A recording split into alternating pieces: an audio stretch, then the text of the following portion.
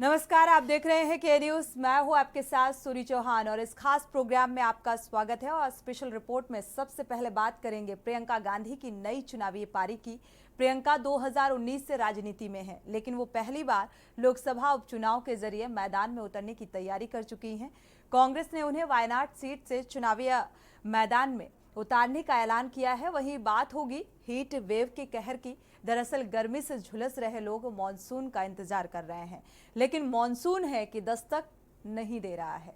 दिल्ली, हरियाणा, उत्तर प्रदेश और राजस्थान समेत कई राज्य प्रचंड लू यानी हीट वेव की चपेट में हैं। और चलते चलते बात जल संकट की। राजधानी दिल्ली ही नहीं, फिलहाल राजस्थान के कई जिले जो कि भीषण वाटर क्राइसिस से जूझ रहे हैं और जहां पर आक्रोश के अलावा जो लोगों का गुस्सा है अब फूट चुका है। तो चलिए हम हाजिर हैं देश की ऐसी कुछ खास खबरों को लेकर।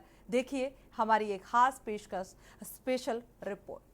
तो स्पेशल रिपोर्ट में सबसे पहले बात करते हैं कांग्रेस महासचिव प्रियंका गांधी की। साल 2019 से राजनीति में है, लेकिन वो पहली बार लोकसभा चुनाव के जरिए चुनावी मैदान में उतरने जा रही हैं और कांग्रेस ने उन्हें वायनाड से चुनाव लड़वाने का ऐलान किया। और आपको बता दें कि प्रियंका गांधी को लेकर समय समय पर अमेठी तो कभी रायबरेली और यहां तक कि वाराणसी लोकसभा सीट से चुनाव मैदान में उतारने की अटकलें लगाई जाती रही हैं।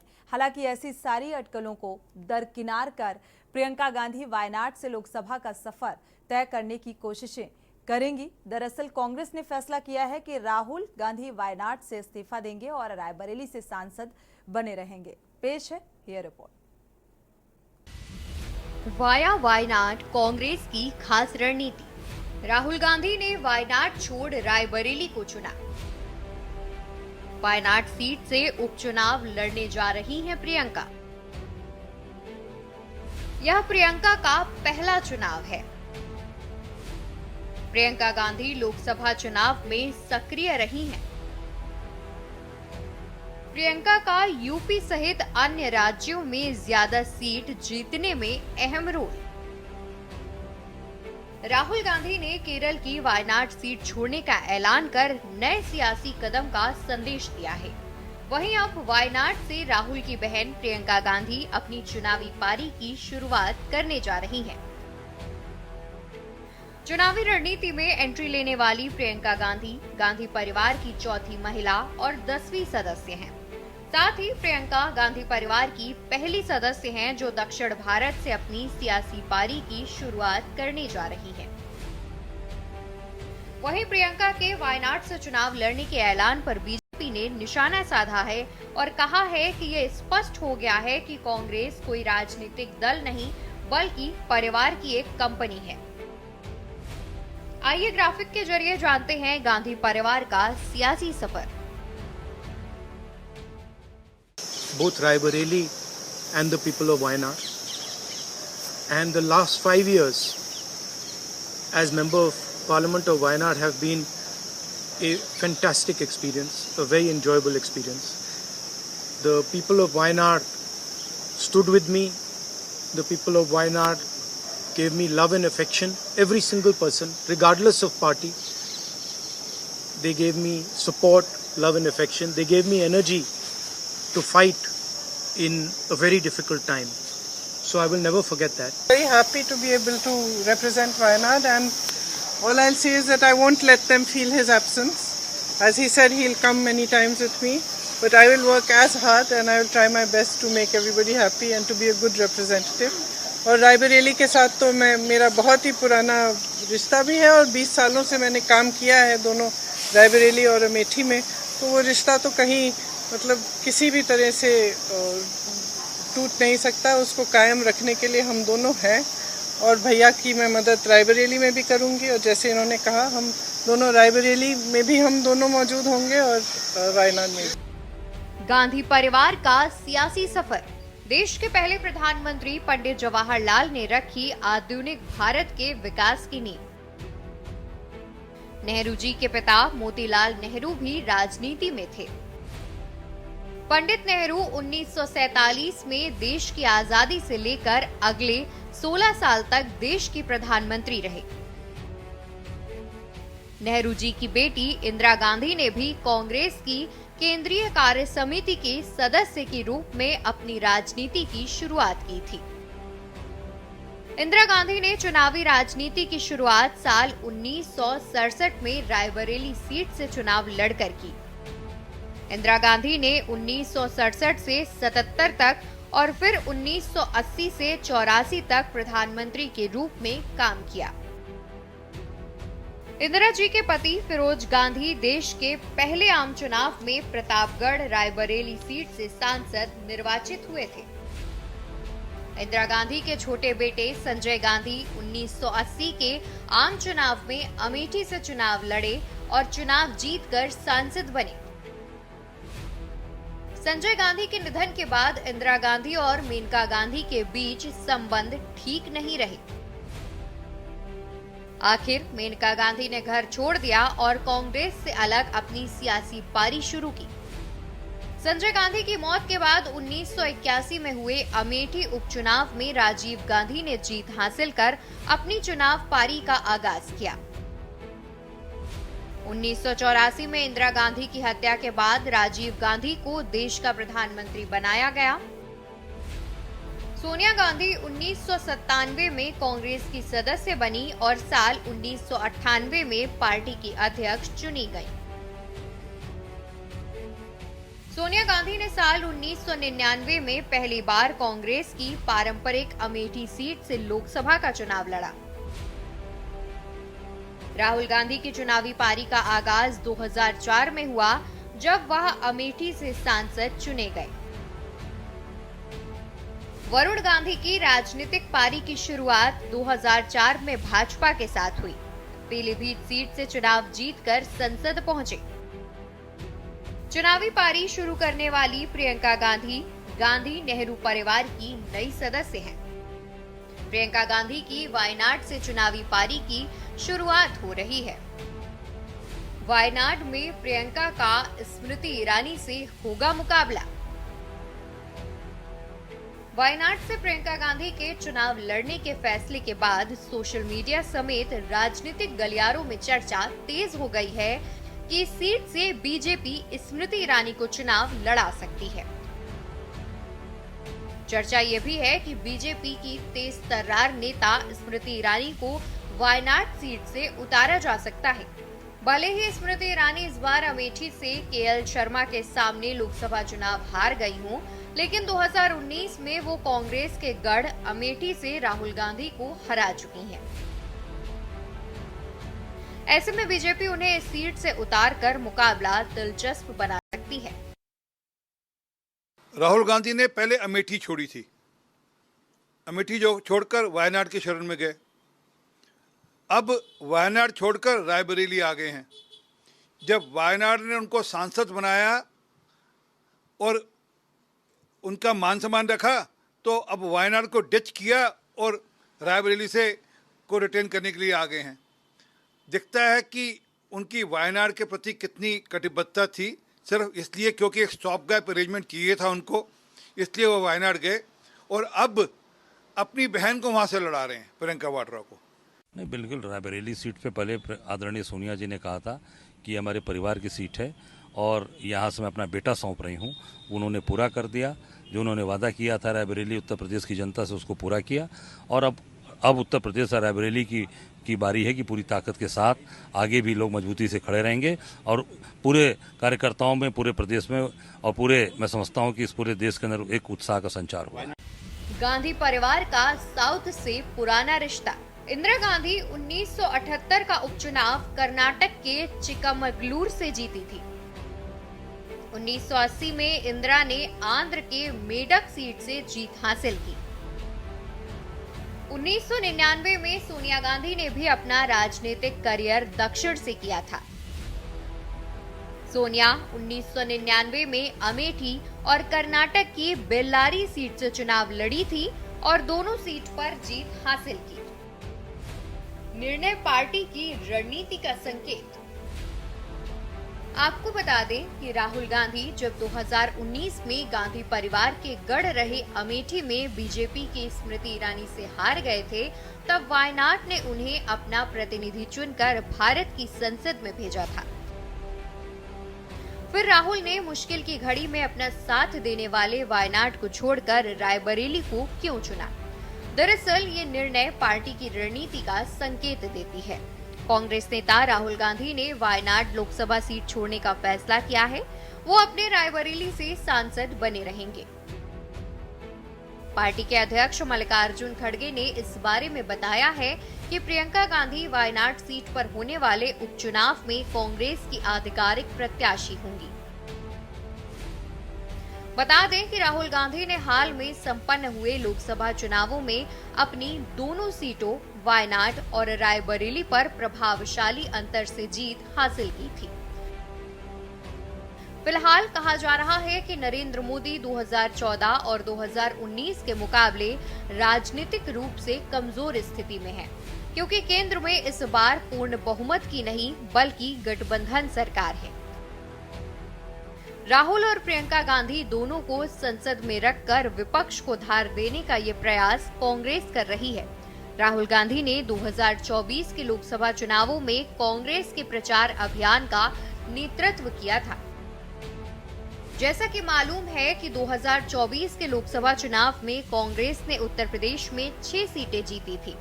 2019 में उसे सिर्फ रायबरेली सीट पर जीत मिली थी। इंडिया ब्लॉक ने यूपी में 43 सीटें जीती। इनमें से 37 समाजवादी पार्टी ने जीती। ये एनडीए के लिए एक बड़ा झटका था, जिसने 2019 में यूपी की 80 लोकसभा सीटों में से 62 सीटें जीती थी। 2024 के चुनाव में एनडीए सिर्फ 36 सीटें जीतने में कामयाब रही, जबकि बीजेपी को 33 सीटें हासिल हुई। वहीं वोट शेयर के मामले में सबसे बड़ी हार मायावती के नेतृत्व वाली बहुजन समाज पार्टी को हुई। इसका वोट शेयर 19% से घटकर 9% रह गया है। ये वोट मुख्य रूप से समाजवादी पार्टी के साथ साथ कांग्रेस को भी मिले हैं। अगर एसपी ने बीएसपी के वोट शेयर को 6 से 7% हासिल किया तो कांग्रेस को 2 से 3% का फायदा हुआ।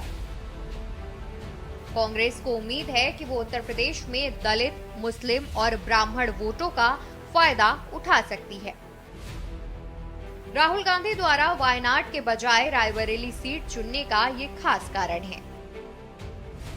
केंद्र की सत्ता का रास्ता खोज रही कांग्रेस।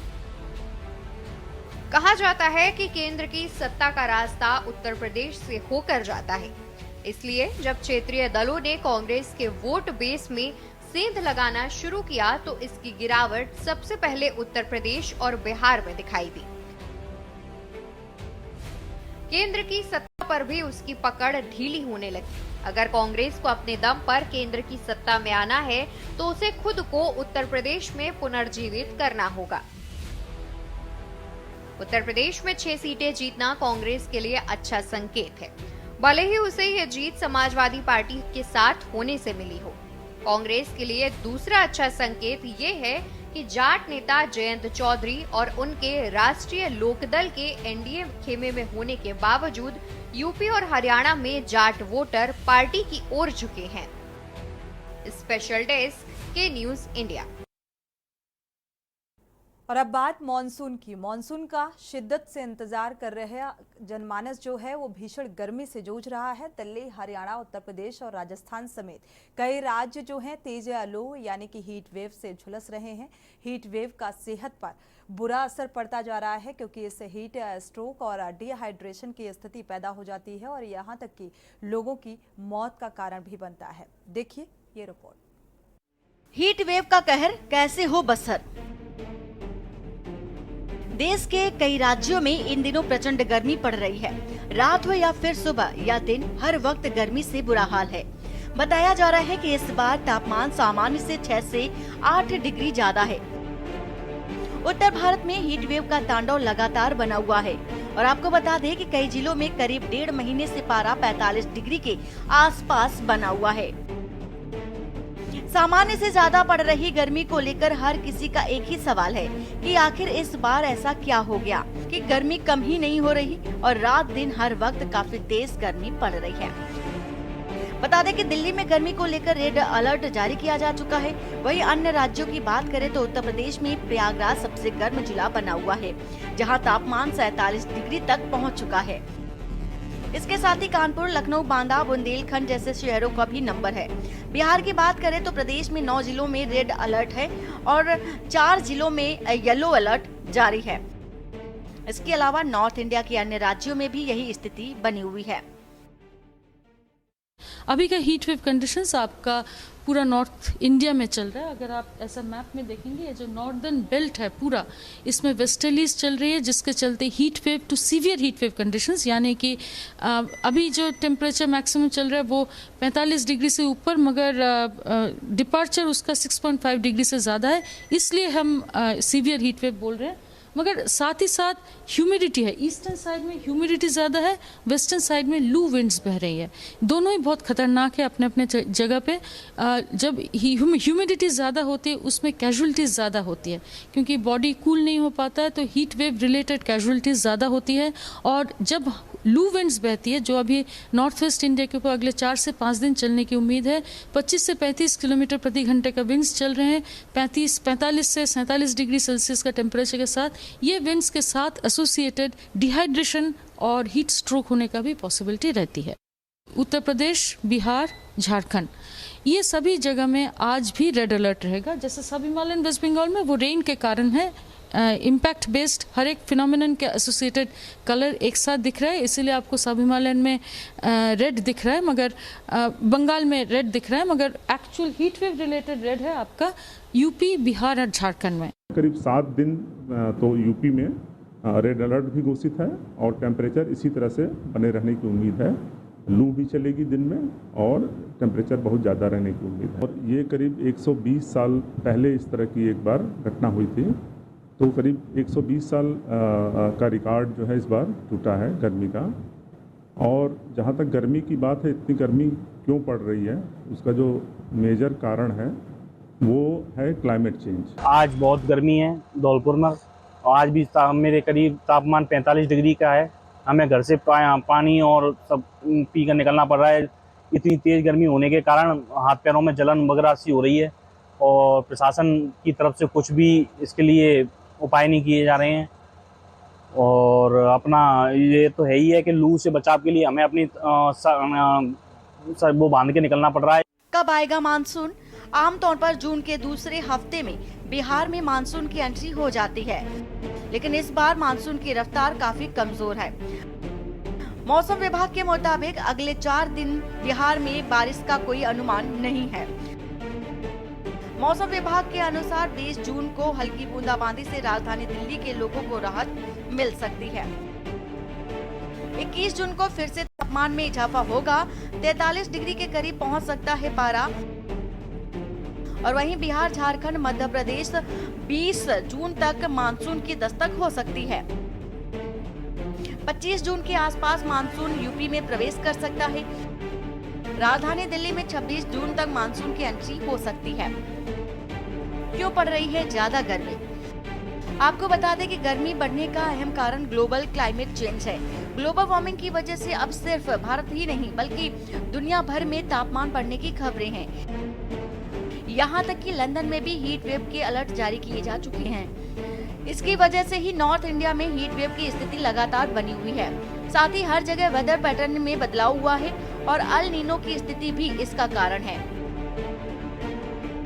अल नीनो की स्थिति में हवाएं उल्टी बहती हैं और महासागर के पानी का तापमान भी बढ़ जाता है, जो दुनिया के मौसम को प्रभावित करता है और इससे तापमान में लगातार बढ़ोतरी हो रही है। इसके अलावा गर्मी बढ़ने के कारण एग्रीकल्चर स्थितियों में भी हो रहे बदलाव प्रकृति का असंतुलन भी है। स्पेशल डेस्क के न्यूज इंडिया। स्पेशल रिपोर्ट में वक्त एक छोटे से ब्रेक का, लौटेंगे जल्द। आप देख रहे हैं के न्यूज, खबरों का सारथी। ब्रेक के बाद आपका एक बार फिर से स्वागत है। भीषण गर्मी का कहर लगातार जारी है। भीषण गर्मी के मौसम में जब लोगों के लिए पानी की जरूरत सबसे अहम मसला है, तब राजस्थान के झुंझुनू जिले के सिंघाना में पानी का संकट गहराता जा रहा है। लिहाजा लोगों ने प्रदर्शन तेज करने की चेतावनी दी है। देखिए हमारी ये रिपोर्ट। राजस्थान के झुंझुनू जिले का सिंघाना इलाका भीषण गर्मी के बीच पानी की कमी से भी जूझ रहा है। पानी की कमी लोगों के लिए बड़ी मुसीबत बन चुकी है। खासकर वार्ड नंबर 8 और 9 के लिए, जहां पर पिछले 2 महीने से पानी की आपूर्ति नहीं हो पा रही है। दरअसल इन वार्डों में नई पाइपलाइन बिछाने के लिए पुराने नल कनेक्शन काट दिए गए, जिसके बाद से यहाँ ज्यादा समस्या बढ़ गई है। वहीं 2 महीने बीत जाने के बाद भी इस इलाके में कनेक्शन बहाल नहीं हो सके हैं। हम वार्ड नंबर 9 से सारे मोहल्ले वाले खड़े हैं पानी के लिए जी, और हमने नगर पालिका को भी शिकायत कर दी, वहाँ पे भी हमारी कोई सुनवाई नहीं हो रही। जलदायी विभाग को भी 15-20 दिन से शिकायत कर रहे हैं, वहाँ पे भी कोई चीती नहीं ले रहा है। अरे हम आदमी तो हम भी, पानी नहीं चाहिए क्या हमें भी? तो अब प्यासे मर जाएंगे, इतनी भीषण गर्मी पड़ रही है, एक बूंद नहीं आ रही है यहाँ पे है। 20 दिन से चक्कर काट रहे हैं, कभी भी कोई जा रहा है, कभी कोई जा रहा है, कोई सुनवाई नहीं हो रही। देखो क्या हालत क्या हो रही है, पर देखो आप, तो अब करें क्या? अब धरना देने में मजबूर कर रहे हैं वो लोग हमें। बढ़ते जल संकट की वजह से लोगों का धैर्य भी अब जवाब देने लगा है। लोगों ने जलापूर्ति विभाग को समस्या के समाधान के लिए 3 दिन का अल्टीमेटम दिया है। हमारे को यही पता नहीं कभी पानी आया भी था क्या, और शिकायत कितनी बार चाहे शिकायत कर लो, पानी आता ही नहीं। अब आखिरी रास्ता ये है, हम प्रदर्शन करेंगे सारा मोहल्ला जाके, और कोई उपाय नहीं है, कोई पानी का कोई सुनने वाला ही नहीं है। जल ही जीवन होता है, हम पानी के लिए इतने परेशान हैं कि इतना ऑब्जेक्शन, इतनी कंप्लेन के लिए हमारी कोई सुनाई नहीं की। हमारा लास्ट हथियार यही कि हम सभी लेडीज 9 नंबर वार्ड की जाकर इतनी कंडीशन कर देंगे जल विभाग की कि उनको मजबूर कर देंगे। हम पानी के लिए इतने परेशान हैं। हमारे हाथ जोड़ के निवेदन है आपसे कि हमारे लिए पानी की व्यवस्था करें। वो पानी भी दिया इतना गंदा है जिससे हमारे पारिवारिक जीवन खराब हो रहा है। कृपा करके हमारी सुनाई करें। लोगों का कहना है कि अगर उनकी समस्या का समाधान जल्द नहीं हुआ तो वो अपना प्रदर्शन तेज करेंगे और जल आपूर्ति विभाग कार्यालय का घेराव करेंगे। स्पेशल रिपोर्ट में इतना ही। आगे खबरों के लिए आप देखते रहिए के न्यूज़ इंडिया। आप देख रहे हैं के न्यूज़, खबरों का सारथी।